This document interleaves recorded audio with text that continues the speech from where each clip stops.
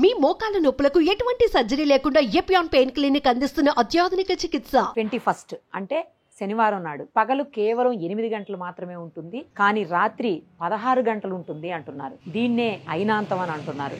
అలాగే సూర్యుడి నుంచి భూమి ఉత్తరార్ధగోళం చాలా దూరంగా జరగటం వల్ల ఈ సంఘటన ఏర్పడుతోంది.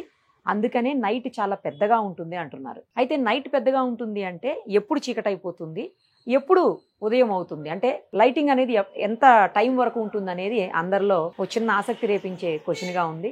సో ఈ విషయాలనే మనకి క్లియర్గా అసలు ఎందుకు ఇలా జరుగుతుంది, ఎప్పుడు జరుగుతుందా, ఇదే ఫస్ట్ టైమా, ఇంతకుముందు ఎన్నిసార్లు జరిగింది, ఇక ముందు జరుగుతుందా, ఇవన్నీ చెప్పేందుకు ప్రస్తుతం మనతో పాటు ఉన్నారు కెమిస్ట్రీ ప్రొఫెసర్ కోయ వెంకటేశ్వరరావు గారు. ఒక్కసారి ఆయనతో మాట్లాడదాం. సార్ నమస్తే అండి. నమస్తే మేడం. సార్ ఏంటి సార్ ఈ అయినాంతం ఏంటి? మొత్తం సోషల్ మీడియా కాదు, వాట్సాప్లు అన్నిట్లోని ఇదే ఇదే ఇదే ఇదే ఇదే నడుస్తూ ఉంది. అంటే ఏంటి అసలు? ఒక విధంగా ఇది చెప్పాలి అంటే భూమి సూర్యుడి చుట్టూ తిరిగే విధానంలో నిరంతరం జరిగే మార్పుల వలన ఇలాంటి విషయాలు మనకు ఉత్పన్నం అవుతాయి. నిజానికి భూమి గనక టోటల్ స్పెరికల్గా ఉండి ఒకే తన అక్షం చుట్టే తిరుగుతూ ఉన్నట్లయితే ఈ సమస్య వచ్చేది కాదు. మనకు పర్మనెంట్గా డే అండ్ నైట్ సమానంగా ఉండే. కానీ ఈ భూమి సూర్యుడి చుట్టూ తిరిగే ఆర్బిట్ చూసినట్లయితే ఎప్పుడూ కూడా స్పెరికల్గా భూమి ఉండదు. పైన కింద పోల్స్ దగ్గర కొంత నొక్కబడి ఎలాంగేట్ అయి ఉంటుంది. ఇది తిరిగే ఆర్బిట్ కూడా సర్క్యులర్గా లేకుండా ఎలిప్టికల్గా ఉంటుంది. ఎలిప్టికల్ అంటే ఎలాంగేటెడ్ సర్కిల్, అంటే ఈ షేప్ లో కోడిగుడ్డు ఆకారం, ఆ విధంగా తిరగటం మూలాన ఏమవుతుంది అంటే భూమి ఎప్పుడు కూడా తన చుట్టూ తాను తిరుగుతూ మళ్ళీ సూర్యుడి చుట్టూ తిరుగుతున్నప్పుడు సూర్యుడికి ఒకే దూరంలో ఉండదు. కొన్ని సమయాల్లో దగ్గరకు వస్తుంది, కొన్ని సమయాల్లో దూరంగా వెళుతుంది. ఎలిప్టికల్ ఆర్బిట్ అనేది ఆ విషయాన్ని మనకు తెలియజేస్తుంది. ఎందుకంటే ఎలిప్స్కి 2 సెంటర్లు ఉంటాయి, వేరే సర్కిల్కి ఒకే సెంటర్ ఉంటుంది. ఇప్పుడు కూడా కాన్స్టెంట్గా దాని లెంగ్త్ ఆ రేడియస్ పర్మనెంట్గా ఉంటుంది.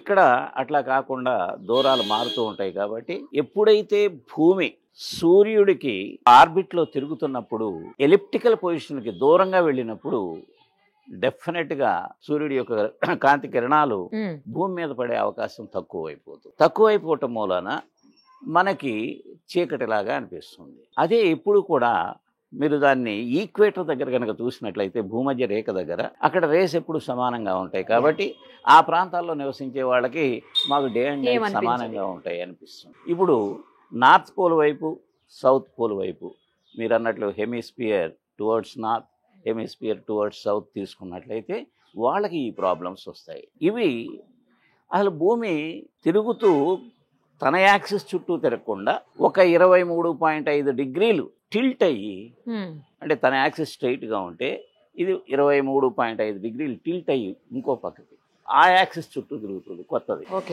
దీనివల్ల ఏమవుతుంది, సూర్యుడి కిరణాలు దీని మీద పడే విధానంలో చాలా మార్పు వస్తుంది. ఒక దగ్గర చాలా ఎక్కువగా పడుతుంది, ఒక దగ్గర చాలా తక్కువగా పడతాయి. దీని మూలాన మనము సూర్యకిరణాలను బట్టే డే అండ్ నైట్ నిర్ణయిస్తాం. కాబట్టి తక్కువ కిరణాలు పడే దగ్గర డే టైము తక్కువ ఉంటుందని, ఎక్కువ కిరణాలు పడే దగ్గర డే టైం ఎక్కువ ఉంటుంది అనుకుంటాం. ఇక్కడ మనకి ఒక 4 ఈ భూమి సూర్యుడికి చెందినటువంటి పాయింట్లు గుర్తుండాలి. ఈక్వినాక్స్లు అంటే 2, ఈ ఇప్పుడు మనకు వచ్చినటువంటి ఇది ఒక డే, తర్వాత ఇలాంటి డేనే మనకి డిసెంబర్లో వస్తుంది. డిసెంబర్ ఇదే, డిసెంబర్ అంటే ఇంకొకటి జూన్లో వస్తుంది. అంటే ఏడాదికి 2 సార్లు ఇలా జరుగుతుంది. అయితే ఏడాదికి 2 సార్లు జరుగుతుంది. ఒకసారేమో సదరన్ రీజియన్ వాళ్ళకి తేడా వస్తుంది, సదరన్ గ్లోబ్ లో ఉండే వాళ్ళకి అట్లా జరుగుతుంది అన్నమాట. ఈ విధంగా మార్పులు వస్తాయి. అది జూన్ 21, 22లో జరిగితే ఇది డిసెంబర్ 21 నుంచి 23 మధ్యలో, ఈసారి ఇది 21న వస్తుంది అనే విషయాన్ని నిర్ధారణ చేశారు. ఈ టిల్టింగ్ కూడా భూమి ఎందుకు ఉంటుంది అంటే దీనికి ఒక థియరీ చెప్పారు.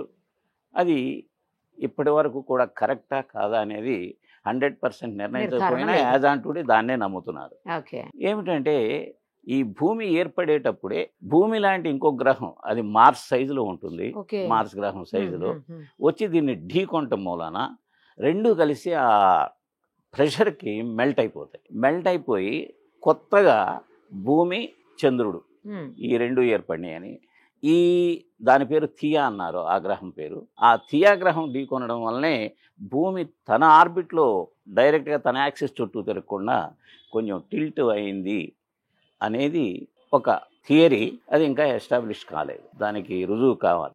కాకపోతే ఇప్పుడు టిల్ట్ అయి ఉన్నది కాబట్టి ఉన్నంతలో ఎక్స్ప్లెనేషన్ సైంటిఫిక్గా దాన్ని తీసుకుంటున్నాం. సార్ ఇప్పుడు ఇది నార్థరన్ సైడ్ అంటున్నారు కాబట్టి మన ఇండియాతో పాటు ఇంకా ఎక్కడెక్కడ ఏ దేశాలు ఇలా జరిగే అవకాశం కనిపిస్తుంది? ఆటోమేటిక్గా ఈ లైన్లో వెళ్ళేసరికి ఇంకా డెఫినెట్గా ట్రాపిక్ ఆఫ్ క్యాప్రికార్న్ ఏరియా, దానిలో ఇప్పుడు ఎక్కువ చీకటి వచ్చే తక్కువ పగలు ఎక్కువ రాత్రి వచ్చే అవకాశం ఉంటుంది. ఎక్కువ రాత్రి తక్కువ పగలు అంటున్నాం కదా, అంటే 7 గంటల వరకు చీకటిగానే ఉంటుందా?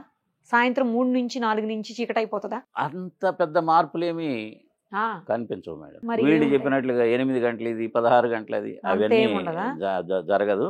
కాకపోతే మనకి ఎప్పుడు కూడా కొంచెం దానికి దీనికి మ్యాక్సిమం 3 hours తేడా మ్యాక్సిమం వస్తుంది ఎప్పుడు చూసిన సీజన్లో. అందుకే అమెరికాలో కొన్ని చోట్ల ఏం చేస్తారు అంటే, ఇప్పుడు for example north east area ఉందనుకోండి, ఎవ్రీ ఇయర్లో ఒకసారి టైం మారుస్తారు, ఒక 2 hours చేంజ్ చేస్తారు. అంటే మళ్ళీ ఇలాంటి మార్పుల కోసం, సో దట్ కంట్రీ అంతా కూడా ఒకే టైము మెయింటైన్ అవ్వటానికి. ఇప్పుడు ఎప్పుడైతే ఇది December 21 వచ్చిందో అప్పుడు భూమి ఏమవుతుందంటే తన టిల్టింగ్ ఆకారంలో ఉండటం మూలాన ఎలిప్టికల్ పాత్లో కూడా సూర్యుడికి దూరంగా వెళ్ళిపోతుంది. దూరంగా వెళ్ళిపోవటం మూలాన రేసు చాలా తక్కువ పడి త్వరగా చీకటి వచ్చినట్లు అనిపిస్తుంది. అందుకే దీనిని మనము ప్రత్యేకంగా చూస్తాము, డే తక్కువ నైట్ ఎక్కువ.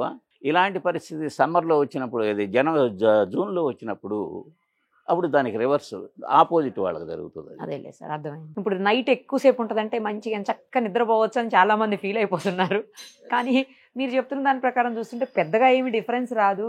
నేనేమనుకున్నానంటే 3-4 కల్లా చీకటి అయిపోతుందేమో అనుకున్నాను. నాకులాగా చాలా మంది అనుకుని ఉండొచ్చు, బట్ అలా కాదంటున్నారు కదా. 7 గంటల వరకు అంటే చీకటిగానే ఉంటుంది, ఇంకా లైటింగ్ రాదు, తెల్లవారదు అని అనుకున్నా నేను. అలా కూడా కాదు అయితే. సైంటిఫిక్ గా అట్లా ఉండే ప్రసక్తే లేదు మేడం. ఓకే, మనకి ఏమన్నా కొంచెం మార్పులు జరగాలి అంటే అది 40,000-50,000 సంవత్సరాలకి, అది కూడా అంత ఎక్స్ట్రాడినరీ మార్పులు అయితే రావు. కానీ టిల్టింగ్ ఉందో చూసారా, ఇప్పుడు ప్రస్తుతం 23.4 degrees టిల్ట్ అయి ఉంది తన ఒరిజినల్ యాక్సిస్కి. అది 22 degrees తగ్గే అవకాశం ఉంటుంది.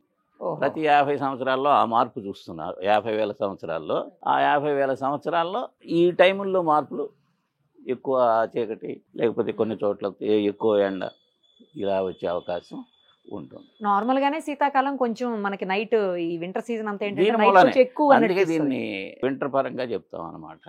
అదేమో సమ్మర్ పరంగా, ఏది జూన్లో కరెక్ట్ గా సూర్యుడు ఫర్ ఎగ్జాంపుల్ మన కంట్రీ లాంటి దగ్గర ఈక్వేటర్ మీదే ఉంటాడు 2 రోజులు భూమధ్య రేఖ కొన్ని టయాల్లో. అప్పుడు 2 టయాలు ఆల్మోస్ట్ సమానంగా ఉంటాయి.